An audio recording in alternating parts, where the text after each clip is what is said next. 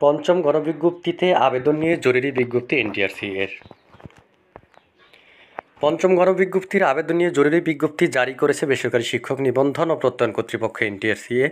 বৃহস্পতিবার রাতে এই বিজ্ঞপ্তি প্রকাশ করা হয়। এনটিআরসি এর পরিচালক কাজী কামরুল আহসান স্বাক্ষরিত বিজ্ঞপ্তিতে বলা হয়েছে, পঞ্চম গণবিজ্ঞপ্তির আওতায় যেসব শিক্ষা প্রতিষ্ঠানে একই বিষয়ে একাধিক পদ শূন্য রয়েছে, সেসব পদে আবেদনের সময় একাধিক পদেই পছন্দ দিতে হবে।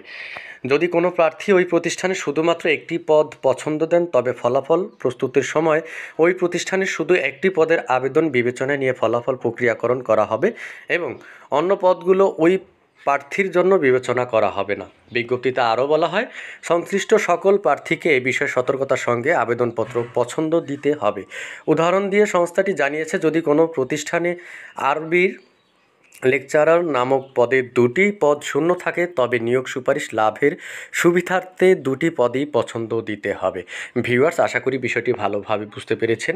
কেননা আপনি যেই প্রতিষ্ঠানে আবেদন করবেন, সেখানে যদি আপনার সাবজেক্টে দুটি শূন্য পদ দেখায়, আপনি সেই দুটি পদেই আপনাকে আবেদন করতে হবে। আপনি যদি মনে করেন একটি পদে আপনি আবেদন করেছেন, তাহলে বাকি যেই পদটি থেকে যাবে সেখানে কাউকে সুপারিশ করা হবে না।